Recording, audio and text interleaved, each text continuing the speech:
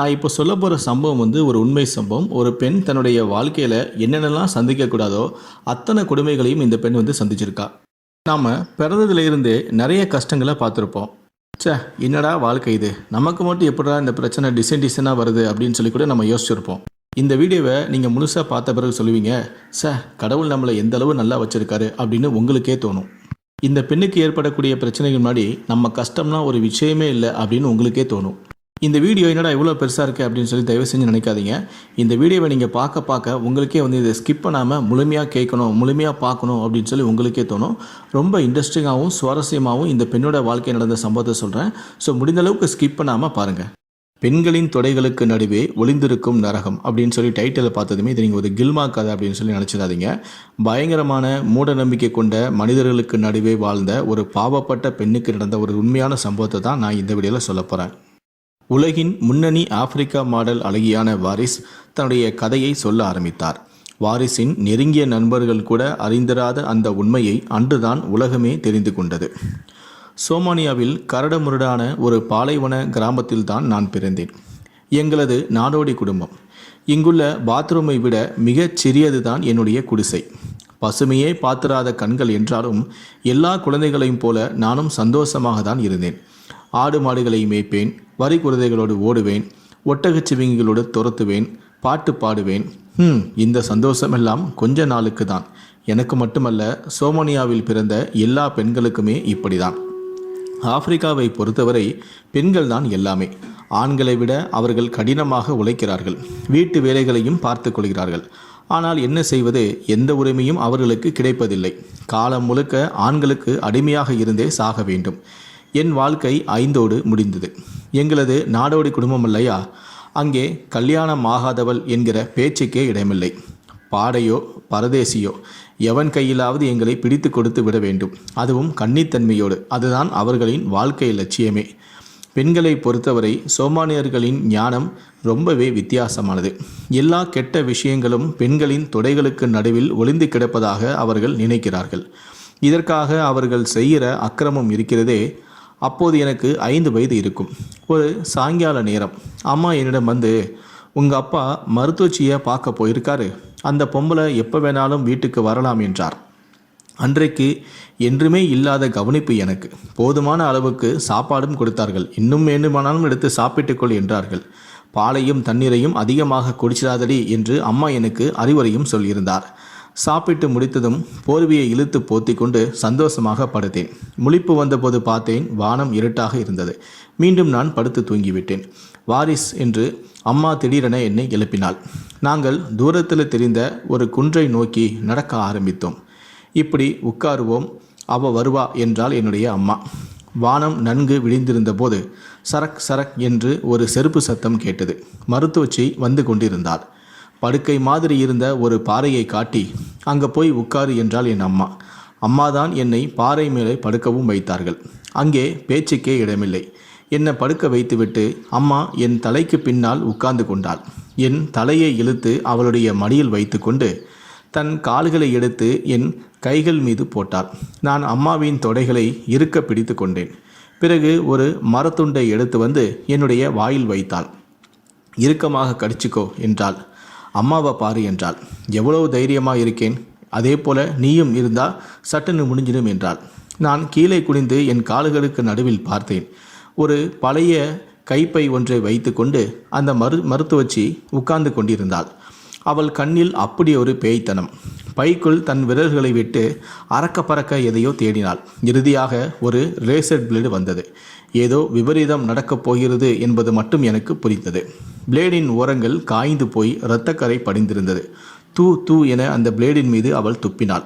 பிளேடின் மீது எச்சை துப்பிய மருத்துவச்சி அதை தன்னுடைய துணியில் துடைத்தாள். அவள் துடைத்து கொண்டிருக்கும் போதே அம்மா தன் கைகளை எடுத்து என் கண்களை மூடினாள். நான் உலகமே இருண்டது போல உணர்ந்தேன். அடுத்த நொடி பறக் என்று ஒரு சத்தம். படக்கூடாத இடத்தில் பிளேடு பட்டு என் சதை கிழிவது நன்றாக தெரிந்தது. எந்த காலத்து பிளேடோ துருப்பிடித்து பற்களோடு இருந்திருக்க வேண்டும். தரக் தரக்குவென்று மேற்கொண்டு முன்னும் பின்னுமாக இழுத்தாள் அந்த கிழவி. ஐயோ, எனக்கு நரக வேதனை. அசையக்கூட முடியவில்லை. அசைந்தால் வலி இன்னும் கொடூரமாக இருந்தது. பற்களை கடித்து கொண்டு படுத்து கிடந்தேன். என் தொடைகள் நடுங்கின. கடவுளே, இந்த நரகத்திலிருந்து என்னை காப்பாற்ற மாட்டாயா என்று. ஒரு வழியாக அம்மா என் கண்களை விடுவித்தாள். வெளிச்சத்துக்கு பழையதும் பார்த்தேன். அந்த கிழவியின் அருகில் அக்கேசியா மரத்தின் முட்கள் குவியல் குவியலாக கிடந்தன. அவள் கைகள் முழுக்க இரத்தம். அக்கேசியா முட்களை தான் ஒவ்வொன்றாக எடுத்து என் பிறப்புறுப்பில் குத்தியிருக்கிறாள் அந்த கிழவி. பிறகு கடினமாக வெள்ளை நூலை கொண்டு என்னுடைய உறுப்பையும் தைத்திருக்கிறாள். சிறுநீர் கழிக்க ஒரே ஒரு துவாரத்தை வைத்துவிட்டு மீதி உறுப்புகள் மூடப்பட்டு விட்டன. என் கன்னித்தன்மையும் ஒரு இனத்தின் கௌரவமும் காப்பாற்றப்பட்டு விட்டது. இதற்கு நான் செத்துப்போயே இருக்கலாமே என்றுதான் எனக்கு தோன்றியது. தையல் முடிந்ததும் அந்த கிழவி போய்விட்டாள். நான் எழுந்திருக்க முயன்றேன். என்னால் அசையக்கூட முடியவில்லை. என் 2 கால்களும் துணிப்பட்டையால் சுற்றப்பட்டு இருந்தன. அம்மா என்னை நகர்த்தியதும் அந்த பாறையை நான் திரும்பி பார்த்தேன். ஒரு கோழியை வெட்டி மீதியை விட்டிருந்தால் எப்படி இருக்குமோ அப்படி இரத்தம் சகதியோடு இருந்தது அந்த பாறை. என் பிறப்புறுப்பின் உணர்ச்சிமிக்க பாகங்கள் வெயிலில் காந்து கொண்டிருந்தன. காற்று நெருப்பு மாதிரி வீசிக்கொண்டிருந்தது. என்னால் சித்திரவதையை தாங்க முடியவில்லை. ஒரு வழியாக அம்மாவும் அக்காவும் சேர்ந்து பக்கத்தில் இருந்த மர நிழலுக்கு என்னை இழுத்து சென்று போனார்கள். அங்கே ஒரு சிறிய குடிசை ஒன்றும் போடப்பட்டிருந்தது. காயம் குணமாகிற வரை அங்குதான் இருக்க வேண்டுமாம். முதலாக எனக்கு அப்போது சிறுநீர் வெளியேறியது. எனக்கு நன்றாக இன்று வரை அது நினைவிருக்கிறது. அந்த இடத்தில் அமிலத்தை, அதாவது ஆசிடை ஊற்றினால் எப்படி இருக்குமோ அப்படிதான் எனக்கு இருந்தது. உயிரே போய்விட்டது. அந்த அளவுக்கு ஒரு எரிச்சல். திவுதிவுவென தீப்பற்றி எரிந்தது என்னுடைய பிறப்புறுப்பு. தையல் போடப்பட்டிருந்த அந்த புத்தல்களின் வழியாக தான் தீக்குச்சி இறைத்தார் போல சிறுநீரும் வெளியேறியது. எனக்கு அது மரண வேதனையாக இருந்தது. இதனால் சிறுநீர் வந்துவிடுமோ என்கிற பயத்தில் தண்ணீர் குடிக்கவே நான் பயந்தேன். பல நாட்கள் இப்படிதான் நான் வாழ்ந்தேன். திடீரென ஒரு நாள் கிருமி தொற்று ஏற்பட்டு கடுமையான காய்ச்சல் அடிக்க ஆரம்பித்தது. அம்மா தான் என்னை பார்த்து கொண்டாள். அந்த வயதில் எனக்கு செக்ஸ் என்றால் என்னவென்றே தெரியாது. ஆனால் ஒன்று மட்டும் தெரியும், ஒவ்வொரு தாயின் ஆசீர்வாதத்தோடு தான் இந்த சடங்கு நடைபெறுகிறது என்று. என் பெண்மை சிதைக்கப்பட்டது கொடூரமான விஷயம்தான். ஆனால் மற்ற பெண்களை காட்டிலும் நான் அதிர்ஷ்டசாலி என்றே சொல்ல வேண்டும். பல சிறுமிகள் அதிர்ச்சியினாலும் இரத்தப்போக்கு நோய் தொற்று காரணமாகவும் இறந்து போய்விட நான் மட்டும் உயிரோடு பிழைத்து கொண்டேன். நாட்களும் ஓடின. எனக்கு 13 வயது நெருங்கியது. ஒரு நாள் மாலை நேரம் ஆடுகளை அதன் பட்டியில் அடைத்துவிட்டு வீட்டிற்குள் நுழைந்தேன். வாரிஸ், இங்க வாமா என்று அப்பா என்னை அன்போடு அழைத்தார். தன் மடிமேலே என்னை உட்கார வைத்தும் கொண்டார். வழக்கமாக அவருடைய குரலில் ஒரு கடுமை இருக்கும். ஒன்றுமே தெரியாமல், நீ ரொம்ப நல்ல பொண்ணு, ஆம்பளைங்களை விட நீ அதிகமாக உழைக்கிற, மந்தையை ஒழுங்காக நீ கவனிச்சுக்கிற, ஆனால் உன்னை பிரிய போகிறத நினச்சா எனக்கு ரொம்ப வருத்தமாக இருக்குது அப்படின்னு சொன்னார். அப்பா சம்மந்தமே இல்லாத வார்த்தைகளை பேசினார். அடடா, அக்கா மாதிரியே நானும் ஓடி போகிறனோ அப்படின்னு தான் அப்பா பயப்படுறாரோ என்று நான் நினைத்தேன். நான் அவரை கட்டி பிடித்து கொண்டு, அப்பா, நீங்கள் நினைக்கிற மாதிரி நான் எங்கேயும் ஓடி போக மாட்டேன் அப்படின்னு சொன்னேன். அவர் என் முகத்தை திருப்பி, எனக்கு தெரியுமா, நீ என் பொண்ணு, அப்பா உனக்கு ஒரு மாப்பிள்ளை பார்த்திருக்கேன் என்றார். எனக்கு தூக்கி வாரி போட்டது. அப்பா, எனக்கு கல்யாணத்தில் விருப்பமில்லை என்றேன். நான் கொஞ்சம் தைரியமாக வளர்ந்தவள். இப்போது பலவீனமாக நான் உணர்ந்தேன். அடுத்த நாள் காலை நான் பால் கறந்து கொண்டிருந்தேன். வாரிஸ், இங்க வா, இதுதான் நீ என்று அப்பா என அழைத்தார். அவரை விட மூத்த ஒருவன் உட்கார்ந்து கொண்டிருந்தான். அப்பா சொன்னதை நான் காதிலேயே வாங்கவில்லை. அவனும் அவன் மூஞ்சியும் ஆட்டுக்கடா மாதிரி தாடியை தொங்க போட்டுக்கிட்டு, அவனுக்கு ஒரு 60 வயசு இருக்கும். வாரிஸ், வந்துக்கிறவங்களுக்கு முதல்ல வணக்கம் சொல்லு என்றார். நானும் வணக்கம் சொல்லிவிட்டேன். நான் எவ்வளவு முடியுமோ அவ்வளவு குலைந்துதான் அந்த சொன்னேன். அந்த கிழட்டு ஓனாயோ என்னை பார்த்து பல் இழித்து கொண்டே உட்கார்ந்திருந்தது. அவனை கொலைவெறியோடு நான் முறைத்துவிட்டு என் அப்பாவை பார்த்தேன். அப்பாவுக்கு அது புரிந்துவிட்டது.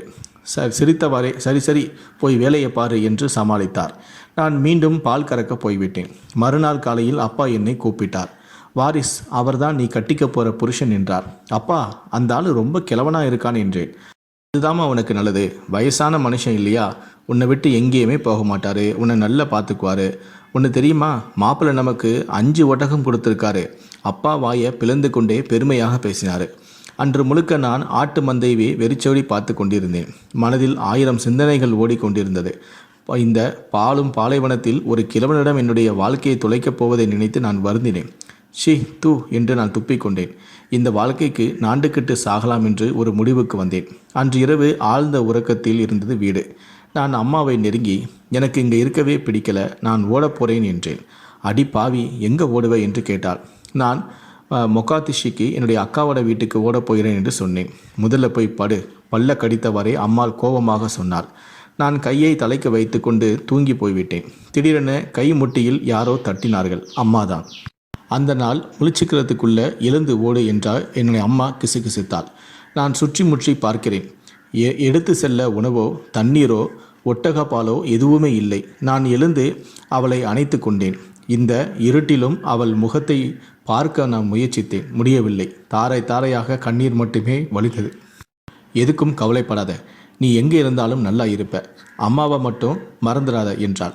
சத்தியமாமா என்று சொல்லிவிட்டு ஓட ஆரம்பித்தேன். பாலைவனம் முழுக்க ஒரே கும் இருட்டு. எவ்வளவு தூரம் ஓடினேன் என்பது எனக்கே தெரியவில்லை. ஆனால் கொஞ்சமும் ஈவிரக்கமில்லாத கரடுமுரடான பாலைவனம் அது. அந்த பயணம் முடிவில்லாத ஒன்றாக எல்லையற்று நீண்டிருந்தது. பசியும் தாகமும் என்னை சோர்வடையச் செய்தன. பொழுது விடிந்தபோது என்னுடைய ஓட்டம் முற்றிலும் தளர்ந்து போயிருந்தது. வாரிஸ் வாரிஸ்! திடீரென என் தந்தையின் குரல் கேட்பதை நான் உணர்ந்தேன். பயத்தில் என்னுடைய உடல் நடுங்க ஆரம்பித்து விட்டது. என்னை அவர் பிடித்துவிட்டால் இப்போது மீண்டும் ஆரம்பத்திலிருந்தே தொடங்க வேண்டும்.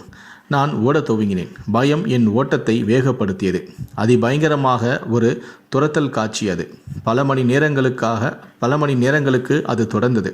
சூரியன் மறையும் வரை நான் ஓடிக்கொண்டே இருந்தேன். என் அட்ரினல் சுரப்பிகள் ஒழுங்காக வேலை செய்திருக்க வேண்டும். அப்பா தோற்றுவிட்டார். சூரியன் வேகமாக மறையத் தொடங்கியது. ஆனால் இது நேற்றைய இரவை போல அல்ல. பசி வயிற்றை எரிக்க ஆரம்பித்தது. சோர்வும் மயக்கமும் ஒன்று சேர அங்கிருந்த மரத்தடியில் ஒன்றில் அமர்ந்தேன். மெல்ல என் கால்களை எடுத்து நான் பார்த்தேன். உஃப் உஃப் என ஊதினேன். வெப்பத்தில் கொப்பளித்திருந்தது. பாறைகளில் மேல் மோதியும் இரத்தம் சகதியாக காட்சியளித்து கொண்டிருந்தது என்னுடைய கால்கள். அப்படியே நான் தூங்கியும் விட்டேன். சூரியன் கண் திறக்க வேண்டும். என் கண்கள் கூச ஆரம்பித்தது. சுற்றி முற்றி பார்க்கிறேன். யாருமே இல்லை. இந்த இடம் பாதுகாப்பானது அல்ல. நான் நடக்க ஆரம்பித்தேன். எத்தனை நாட்கள் நடந்தேன், எவ்வளவு தூரம் நடந்தேன் என்பதெல்லாம் எனக்கு தெரியாது.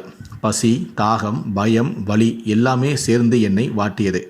எப்போதெல்லாம் இருள் சூறுகிறதோ அப்போதெல்லாம் பயணத்தை நிறுத்தி விடுவேன்.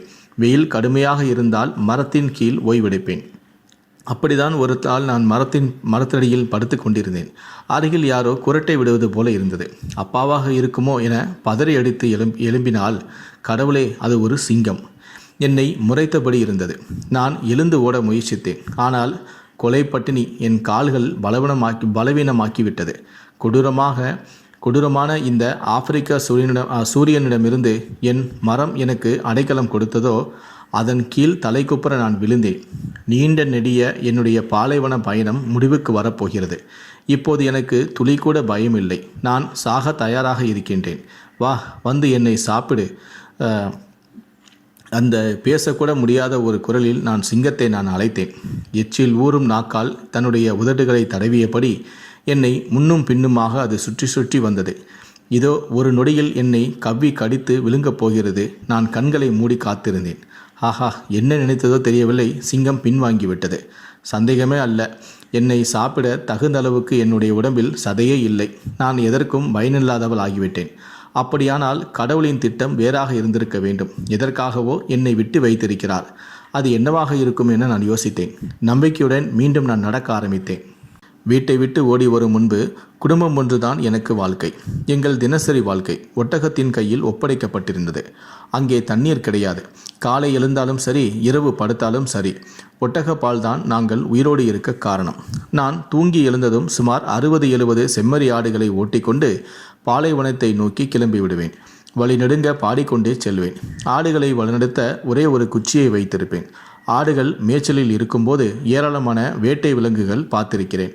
வழி தெரியாமல் சிதறும் ஆட்டுக்குட்டிகள் மீது கைநாக்கள் பதுங்கிச் சென்று பாயும். சிங்கங்களும் வந்து போகும். வீடு வந்ததும் இரவில் நட்சத்திரங்களுக்கு கீழ் குழந்தைகளையெல்லாம் ஒன்றாக படுப்போம். எங்களுக்கு பாதுகாப்பாக அப்பா இருப்பார். அப்பா 6 அடி உயரத்தில், அம்மாவை விட கொஞ்சம் வெள்ளையாக, ரொம்பவும் அழகாக இருப்பார். அம்மாவும் அழகில் குறைந்தவள் இல்லை. கருப்பாக இருந்தாலும் பளிங்க சிற்பம் போல இருப்பார். தோல் மிதுமிதுவாகவும் மினுமினுப்பாகவும் இருக்கும். ஆனால் ரொம்ப அமைதி. பேச ஆரம்பித்தால் குலுங்க சிரிக்க வைத்து விடுவாள். முக்காத்திஷூவில் செல்வம் மிகுந்த வசதியான குடும்பத்தில் பிறந்தவள் தான் என் அம்மா.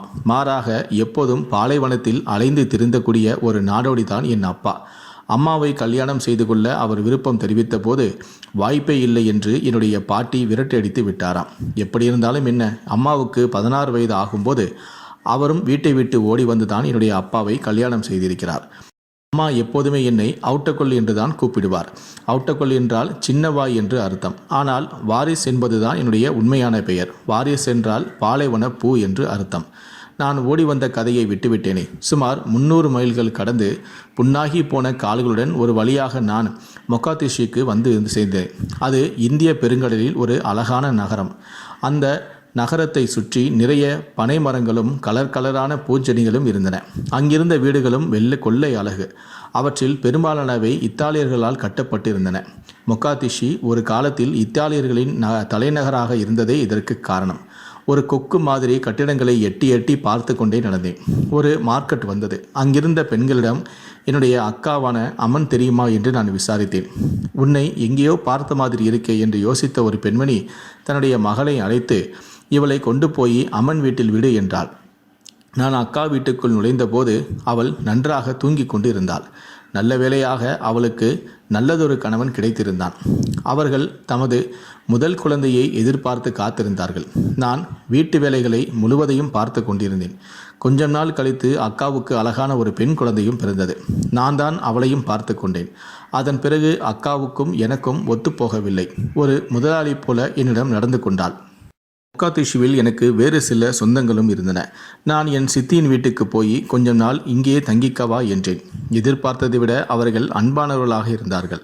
தாராளமாக தங்கிக்கோ, உனக்கு இங்கே ஒரு ஃப்ரெண்டு கூட இருக்கா என்றார்கள். வழக்கம் போல இங்கேயும் நான் தான் வீட்டு வேலைகளெல்லாம் கவனித்து கொண்டேன். அம்மாவை தனியாக விட்டுவிட்டு வந்தது எனக்கு வருத்தமாக இருந்தது. பாவம், எல்லா வேலைகளையுமே அவள் ஒருத்திதான் செய்திருக்க வேண்டும். நான் ஏதாவது செய்தாக வேண்டும். பணம் சம்பாதித்து அவளுக்கு அனுப்ப வேண்டும் என நான் தீர்மானித்தேன். பணம் சம்பாதிக்க வேண்டுமென்றால் வேலைக்கு போக வேண்டும். தேடினேன். ஒரு இடத்தில் சித்தாள் வேலையும் கிடைத்தது. ரொம்பவும் கடினமான வேலை. எல்லோரும் நான் ஓடிப்போய்விட்டேன் என்று தான் நினைத்தார்கள். ஆனால் கடுமையாக உழைத்தேன். $60 கிடைத்தது. நாட்களும் ஓடின. ஒரு நாள் சித்தியின் வீட்டில் வீட்டு வேலைகளை செய்து கொண்டிருந்தேன். ஊரிலிருந்து முகமது சித்தப்பா வந்திருந்தார். என்னுடைய இன்னொரு சித்தியின் வீட்டுக்காரர். அடுத்த 4 வருஷமும் லண்டனில் தான் இருக்க போகிறேன். வீட்டு வேலைக்கு ஆள் வேணும். யாராவது நல்ல பொண்ணா இருந்தா சொல்லு என்று முகமது சித்தப்பா என் சித்தியிடம் பேசி கொண்டிருந்தார். அது என்னுடைய காதில் விழுந்தது. அவர் லண்டனில் சோமானிய தூதரகத்தில் வேலை பார்ப்பார். நான் மெல்ல என் சித்தியை கூப்பிட்டு, நான் வேணும்னா அவர் வீட்டுக்கு போகிறேனே ப்ளீஸ் என கெஞ்சினேன். சித்தி ஒரு நிமிஷம் யோசித்து விட்டு, ஏன் நீங்கள் வாரிசை கூட்டிகிட்டு போகக்கூடாது, அவர் ரொம்ப சுத்தமாக வேலை செய்வா என்றார். சித்தப்பா என்னை உற்று பார்த்தார். ஓகே, நாளைக்கு மதியமே ரெடியாயிரி, நாம் லண்டன் கிளம்புகிறோம் என்றார். மறுநாள் என்னுடைய பாஸ்போர்ட்டும் வந்தது. எனக்கு பயங்கர ஆச்சரியமாக இருந்தது. முதலாக என்னுடைய பெயர் அச்சடிக்கப்பட்டிருந்தது. ஒரு வழியாக லண்டன் வந்தாகிவிட்டது. ஆடம்பரமான மாளிகைகள், வெள்ளை வெள்ளையென மனிதர்கள், விழுகின்ற வெண்பனி துளிகள் என முற்றிலும் புதிதாக முழுவதும் அந்நியமாக இருந்தது லண்டன். சித்தப்பாவுக்கு அழகான ஒரு மாளிகையும் ஒதுக்கப்பட்டிருந்தது. மரியம் சித்தி என்னை முகமலர வரவேற்றார். அவரை ஓடிச் சென்று கட்டிப்பிடிக்க நான் எண்ணினேன். ஆனால் அவரது நவநாகரிக உடை என்னை அச்சம் கொள்ள செய்தது. சித்தி எனக்கு பெட்ரூமை திறந்து காட்டினாள். அம்மாடி, அவ்வளோ பெரிய படுக்கை அறையை நான் என் கனவிலும் கண்டதில்லை. என் வீட்டை விட பெரிதாக இருந்தது. சொகுசான மெத்தை. அப்படி ஒரு சொகுசை என்னுடைய வாழ்வில் நான் அனுபவித்ததே இல்லை. அன்றிரவு நான் சொர்க்கத்தில்தான் உறங்கினேன்.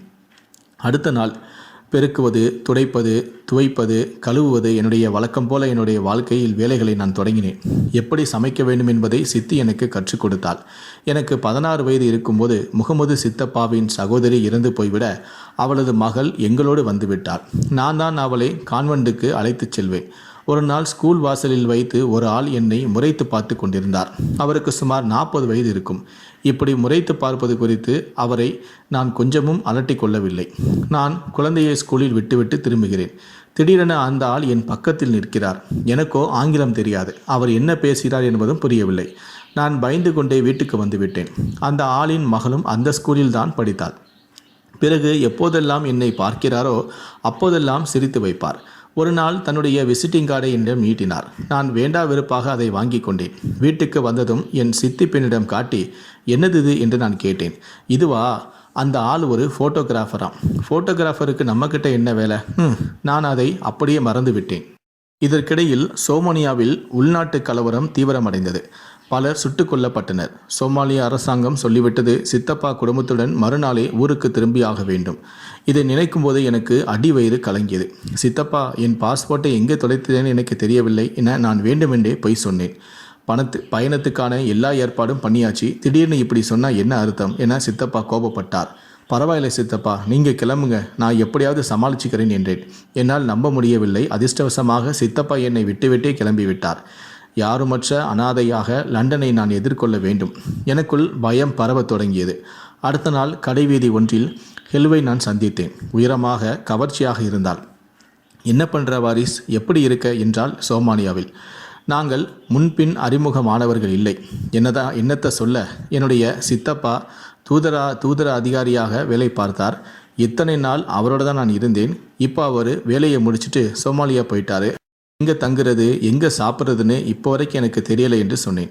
ஹெல் ஒரு நிமிஷம் அமைதியாக என்னை பார்த்தாள். OMCயில் எனக்கு ஒரு ரூம் இருக்குது, இன்றைக்கி ராத்திரி அங்கேயே தங்கிக்கோ என்றாள்.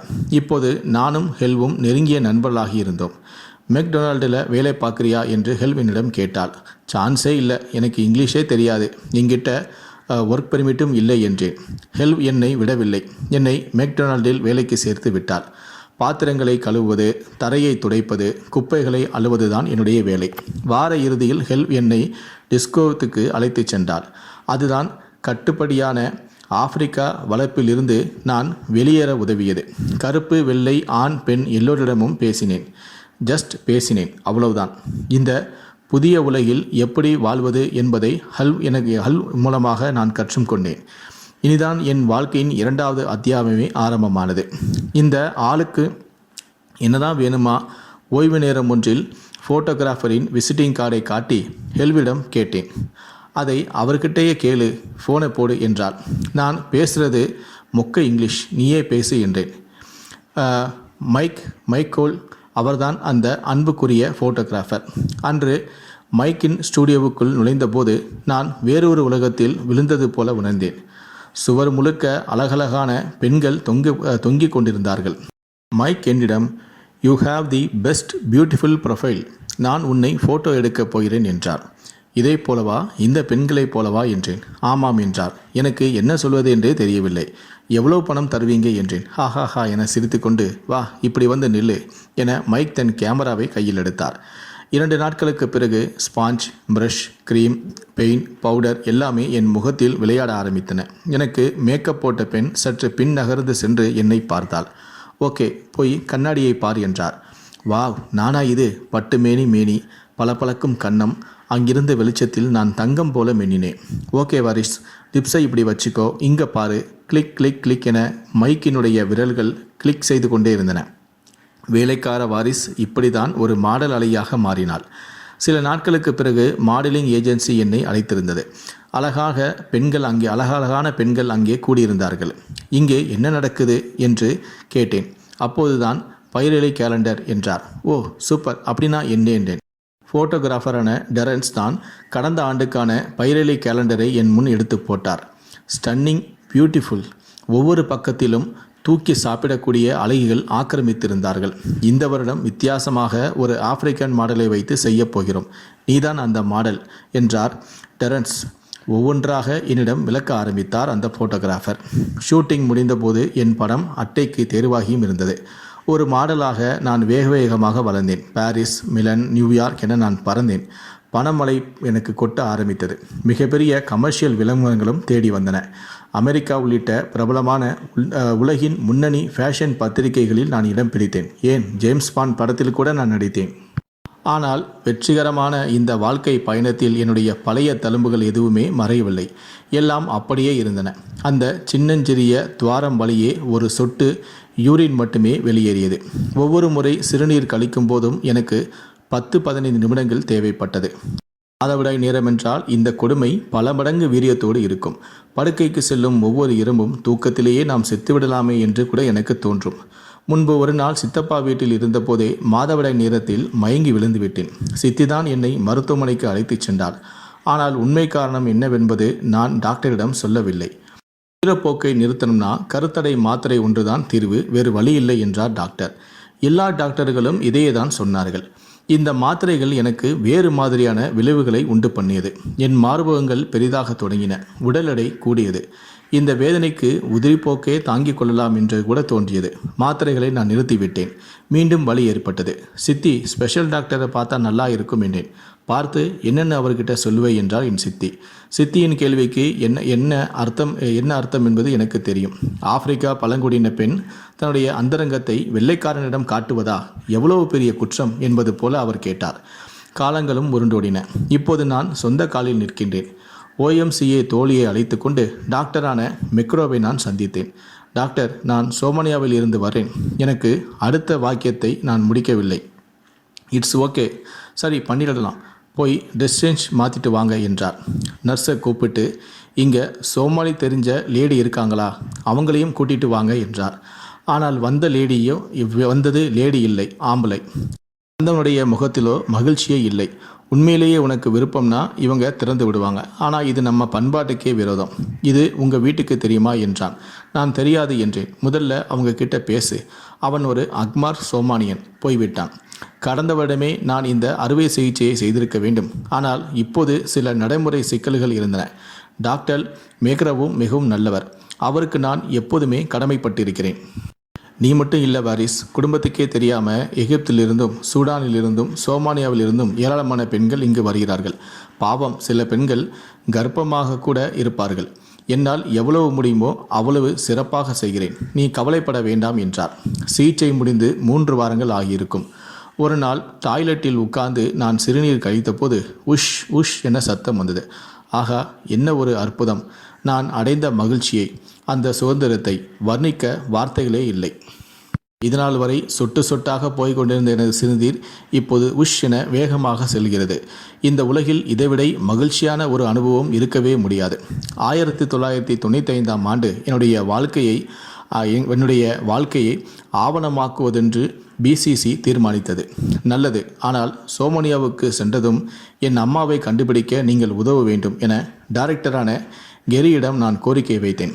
அவரும் அதனை ஒப்புக்கொண்டார். என் குடும்பம் நகர்ந்ததாக சந்தேகப்படும் பல்வேறு இடங்களில் BCC குழுவினரும் தேடத் துவங்கினர். சிலர் நான் தான் உன் அம்மா என்று வந்தனர். உனக்கும் உன் குடும்பத்துக்கும் மட்டுமே தெரிந்த ரகசியம்னு சில இருக்கு, அது என்னன்னு யோசி என்றார் நான் செய்ய சொன்ன அந்த டைரக்டரான கெரி. ஓ ஆமல்ல, என்ன ஆட்டுக்கொள் என்று எங்கள் அம்மா கூப்பிடுவாங்க. இந்த பேரை அவங்களுக்கு ஞாபகம் இருக்குமா? நிச்சயமா. இப்போது அவுட்டுக்கொள் என்கிற அந்த வார்த்தை சீக்ரெட் பாஸ்வேர்டாக கொண்டு செல்லப்பட்டது. ஒரு நாள் BCC ஊழியர்கள் என்னை அழைத்து, அநேகமாக உங்கள் அம்மாவை கண்டுபிடிச்சிட்டோம்னு நினைக்கிறோம். அந்த அம்மாவுக்கு ஆட்டுக்கோள் என்கிற வார்த்தை மறந்து போச்சு. ஆனால் தனக்கு வாரிசுன்னு ஒரு பொண்ணு இருந்ததாகவும் அவள் லண்டன் தூரத்தில் வேலை பார்க்கறதாகவும் சொல்கிறாங்க என்றார். நாங்கள் உடனடியாக எத்தியோப்பியாவை பறந்தோம். அங்கிருந்து சிறிய ரக விமானம் ஒன்றில் காலடிக்கு பயணம் செய்து எத்தியோப்பியா சோமானியா எல்லை கிராமமான அங்குதான் உள்நாட்டு போலிலிருந்து உயிர் காத்து கொள்ள அகதிகள் முகாம் அமைத்திருந்தது. கடைசியில் அது என் அம்மாவே இல்லை. ஆனால் நாங்கள் முயற்சியை கைவிடவில்லை. அந்த கிராமத்தை அங்குலமாக அலசினோம். அப்போதுதான் அந்த வயதான மனிதர் வந்தார். என்னை தெரியுதா? நான் தான் இஸ்மாயில், உங்கள் அப்பாவோட நெருங்கிய நண்பர். எனக்கு கால் வாங்க பணம் தந்தா நான் உங்கள் அம்மாவை கண்டுபிடிச்சு தாரேன் என்றார். BCC குழுவும் ஒப்புக்கொண்டது. 3 நாட்கள் ஆகிவிட்டது. என் அம்மா வருவதற்கான எந்த அறிகுறியும் தென்படவில்லை. அடுத்த நாள் காலை கெரி என்னிடம் வந்து, நீ நம்புறதெல்லாம் அந்த ஆள் நீ நம்ப போகிறதில்ல, அந்த ஆள் வந்துட்டாரு, உங்கள் அம்மா தான் என்றார். நான் அவள் முகத்தை கூட பார்க்கவில்லை. முக்காடு அணிந்தபடி ட்ரக்கில் இருந்து இறங்கிய போதே தெரிந்துவிட்டது அம்மா. ஓடிச்சென்று அவளை அணைத்து கொண்டேன். ட்ரக் வந்தபோது அப்பா தண்ணீர் தேட சென்று விட்டாராம். ஆனால் என் சின்ன தம்பி அலி வந்திருந்தான். நானும் அம்மாவும் பல விஷயங்களை பேசினோம். அப்பாவுக்கு ரொம்ப வயசாடிச்சு, கண் பார்வையும் சரியாக தெரியலை, அவருக்கு ஒரு கண்ணாடி வாங்கி தந்தால் நல்லா இருக்கும் என்றார் அம்மா. திடீரென அலி என்னை பிடித்து கொண்டு அழ ஆரம்பித்து விட்டான். டேய், நான் சின்ன குழந்தை இல்லை, எனக்கு கல்யாணமாக போகுது, விர்ரா என்றேன். என்னது கல்யாணமா? உனக்கு என்ன வயசு? அதெல்லாம் எனக்கு தெரியாது, ஆனால் கல்யாணம் பண்ணுற வயசு. ஒரு வழியாக அலி சமாதானமானான். எனக்கு பேரப்பிள்ளையை பார்க்கணுன்னு ஆசையாக இருக்கு என்றார் அம்மா. அன்றிரவு நானும் அலியும் நட்சத்திரங்களை பார்த்தபடி குடிசைக்கு வெளியே தூங்கினோம். அவன் என்னிடம் நிறைய கேள்விகளை கேட்டான். எனக்கு பழைய ஞாபகங்கள் ஒவ்வொன்றாக திரும்பின. நான் மிகுந்த சந்தோஷமாகவும் மிக அமைதியாகவும் உணர்ந்தேன். மறுநாள் காலை விமானம் புறப்பட தயாராக இருந்தது. அம்மா, போதுமான அளவுக்கு நீ உழைச்சிட்ட, இனிமே நீ ஓய்வெடுக்கணுமா, கிளம்பி என் கூட வா என்றேன். இல்லை, உங்கள் அப்பா இங்கே தான் இருக்காரு, அவரை நான் தான் பார்த்துக்கணும். அவர் இருக்கிற இடம்தான் எனக்கு வீடு, நாடு, எல்லாமே. முடிஞ்சா ஒன்று செய், சோமனியாவில் எங்களுக்கு ஒரு வீடு வாங்கி கொடு, அது போதும் என்றார். நான் அவளை இருக்க அணைத்து கொண்டேன். அம்மா, நான் உன்னை உயிருக்கு உயிராக நேசிக்கிறேன். உன்னை பார்க்க தான் இங்கு வந்தேன், அதை மறந்துடாதே என்றேன். இப்போது நான் லண்டன் திரும்பிவிட்டேன். ஆனால் வாழ்க்கையில் நான் பட்ட துன்பங்கள் யாருக்கும் தெரியாமல் மறைந்தே இருந்தது. உலகத்தை பொறுத்த அளவில் நான் பிரபலமான ஒரு மாடல். மாதங்கள் உருண்டன. ஆண்டு 1997. உலகின் முன்னணி ஃபேஷன் பத்திரிகையான மேரி கிரேயர் உலகின் முன்னணி மாடல் அழகியான வாரிசை பேட்டி காண வந்தது. சொல்லுங்கள், எப்போது உங்களுடைய ஃபோட்டோகிராஃபை சந்தித்தீர்கள்? அதுதான் உங்கள் வாழ்க்கையில் திருப்புமுனை இல்லையா என்றார். இல்லை. என்ன? ஆமாம், நீங்கள் நினைப்பதெல்லாம் என் வாழ்க்கை என்னை எதிர்பார்க்கிறீர்கள் என்று தெரியவில்லை லாரா. ஆனால் மாடலிங் பற்றி ஏற்கனவே நீங்கள் எழுதியிருப்பீர்கள். நான் சொல்ல நினைப்பது அதுவல்ல. எனக்கு சத்தியம் செய்து கொடுத்தால் நான் உங்களுக்கு உண்மை கதையை சொல்கிறேன். ரிப்போர்ட்டரான லாரா கண்கள் அகல விரிந்தன. ஐ டு மை பெஸ்ட் சொல்லிக்கொண்டே ரெக்கார்டரை ஆன் செய்தார். நான் என் கதையை சொல்ல ஆரம்பித்தேன். லாராவால் உணர்ச்சிகளை கட்டுப்படுத்த முடியவில்லை. இப்படி ஒரு கதையை கனவிலும் அவர் நினைத்திருக்க மாட்டார். தேம்பி அழ ஆரம்பித்து விட்டார். என் நெருங்கிய நண்பர்களை கூட அறிந்திராத உண்மையை இப்போது உலகமே தெரிந்து கொண்டு விட்டது. ஆனால் செக்ஸ் என்றால் என்ன இன்று வரை எனக்கு தெரியாது. என் வாழ்நாளில் ஒருபோதும் நான் செக்ஸ் இன்பத்தை அனுபவித்ததே இல்லை, அனுபவிக்கவும் முடியாது. நாங்கள் ஆண்களுக்காக, அவர்களின் தேவைக்காக மட்டுமே படைக்கப்பட்டவர்கள். அவர்களுக்கு கன்னிப்பெண் வேண்டும் என்பதற்காக 5 வயதுக்குள்ளேயே எங்களுடைய உறுப்பை அறுத்து கிளிட்டோரிஸை வெட்டி எரிந்து விடுகிறார்கள். மீண்டும் எப்போது அவர்களுக்கு தேவையோ, அதாவது முதலிரவுக்கு முன்பு வெட்டி திறந்து விடுவார்கள். 3000 ஆண்டுகளாக வெட்ட வெளியில் எந்த விதமான மருத்துவ உபகரணங்களும் இன்றி, மயக்க மருந்து கூட இல்லாமல் இந்த அறுவையானது நடக்கிறது. சிலருக்கு கத்திரிக்கோள் கூட கிடையாது. கூர்மையான பாறை கற்கள் தான். நான் பிழைத்து விட்டேன். ஆனால் லட்சக்கணக்கான என் சகோதரிகள் அறுவையின் போது, சிலர் அறுவைக்கு பின்பும் நோய் தொற்று ஏற்பட்டு, சிலர் அப்படியே உயிர் பிழைத்தாலும் கூட குழந்தை பேரின்றி, சிலர் என அடுக்கடுக்காக செத்து போகிறார்கள். அவர்களை யார் காப்பாற்றுவது? மத அடிப்படைவாதிகளால் என் உயிருக்கு ஆபத்து என்று நண்பர்கள் அஞ்சுகிறார்கள். இருக்கட்டும், அதை பற்றி நான் கவலைப்படவில்லை. பெண்களின் பிறப்பொறுப்பை சிதைக்க வேண்டும் என்று குரானில் எங்காவது கூறப்பட்டு இருக்கிறதா சொல்லுங்கள். பேட்டி வெளியான பிறகு வந்த அழைப்புகளை அடுத்து ஐநா அரங்கில் இப்படிதான் பேசினேன். இப்போது பெண் உறுப்பு சிதைத்தலுக்கு எதிரான இயக்கத்தின் சிறப்பு தூதராக ஐநா என்னை நியமித்திருக்கிறது. அடிப்படைவாதிகளால் என் உயிருக்கு ஆபத்து இருப்பது தெரியும். முதலில் அந்த கிழவனிடமிருந்து கடவுள் என்னை காப்பாற்றினார். பிறகு சிங்கத்திடமிருந்து. அவர் என்னை உயிரோடு வைத்திருப்பதற்கான காரணமே இதுதான். ஒரு நாள் இந்த கொடுமையிலிருந்து அனைத்து பெண்களும் வெளியேற சுதந்திரம் பெறுவார்கள். வாரிஸ் அதற்காக தான் உழைத்து கொண்டிருக்கிறாள்.